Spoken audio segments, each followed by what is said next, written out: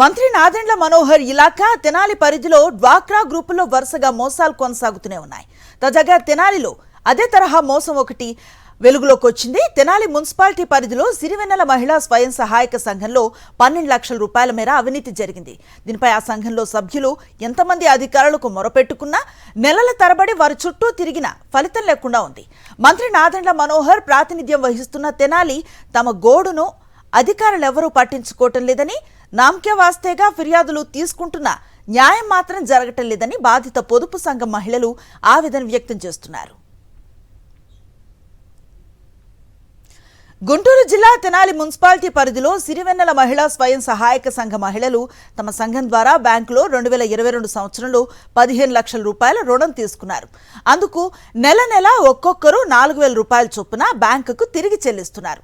అయితే ఈ పొదుపు సంఘం ప్రెసిడెంట్ మాధవి తమ గ్రూపు సభ్యులకు చెప్పకుండా వారి సంతకాలు తానే చేసి మరో 2 లక్షల రూపాయల మేర సీసీ లోన్ తీసుకుంది.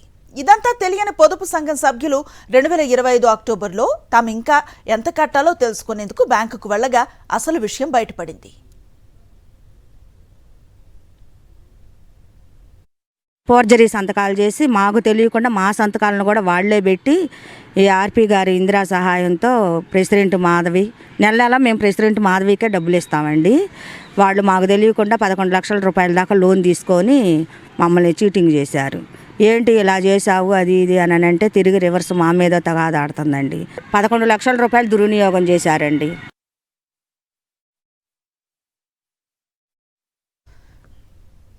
పొదుపు సంఘం సభ్యులు తమ గ్రూప్ ప్రెసిడెంట్ మాధవిని అడగగా తనకేం సంబంధం లేదని ఆమె బుకాయించడంతో వారు నిర్ఘాంతపోయారు. ఈ మోసంలో ఆర్పీ సహకారం కూడా ఉందని గుర్తించారు. ఈ విషయాన్ని మున్సిపల్ కమిషనర్ మొదలు తెనాలి సబ్ కలెక్టర్ వరకు అందరికీ మొరపెట్టుకున్నారు.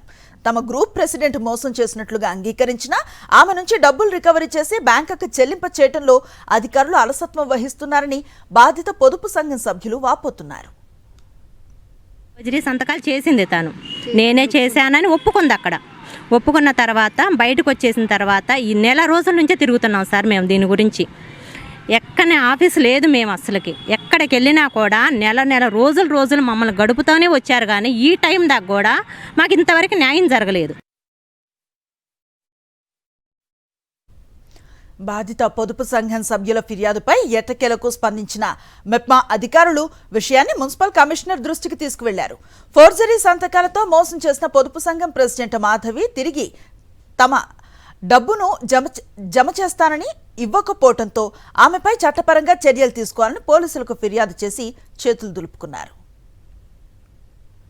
సిరివెన్నెల స్వయం సహాయక సంఘం 12 lakh రూపీ అనేటువంటిది జరిగిందనేది వాళ్ళ ప్రధానమైన ఆరోపణ. దాని మీద ఎంక్వైరీ కూడా కండక్ట్ చేయడం జరిగింది. దాని మీద ఎంక్వైరీ చేసిన తర్వాత అదొక ఫ్రాడ్ కేసు కాబట్టి ఇమీడియట్గా పోలీస్ కేసు ఫైల్ చేయమని చెప్పి మా వాళ్ళకి చెప్పడం జరిగింది. ఆ తర్వాత వాళ్ళు ఎవరైతే ఆ సంఘం అధ్యక్షులు ఉన్నారో వాళ్ళు వచ్చి మేము కొన్ని వాయిదాలు చెల్లిస్తామని ఒప్పుకున్నారు. ఆ తర్వాత మళ్ళీ ఆవిడ సరైన టైంలో చెల్లించకపోవడంతో మళ్ళీ వాళ్ళు సభ్యులందరూ కూడా రావడం జరిగింది. ఇది ఫ్రాడ్ కింద వస్తుంది కాబట్టి, అంటే ఫోర్జరీ అండ్ ఫ్రాడ్ కింద వస్తుంది కాబట్టి దాన్ని మేము పోలీస్కి రికమెండ్ చేస్తాము. డిఎస్పీ గారు కూడా దీన్ని కన్సర్న్ సిఐ గారు కూడా అప్పగించారు. మరోవైపు బాధిత పొదుపు సంఘం సభ్యులు తాము రూపాయి కూడబెట్టుకుని జమ చేసుకున్న పొదుపు డబ్బు అలాగే తీసుకున్న రుణం చెల్లించినప్పటికీ ఇంకా కట్టాలని బ్యాంక్ అధికారులు అంటూ ఉండటంతో లబోదిబోమంటున్నారు. మంత్రి నాదెండ్ల మనోహర్ ఇలాఖాలో తమకు న్యాయం జరగటం లేదని ఆవేదన చెందుతున్నారు.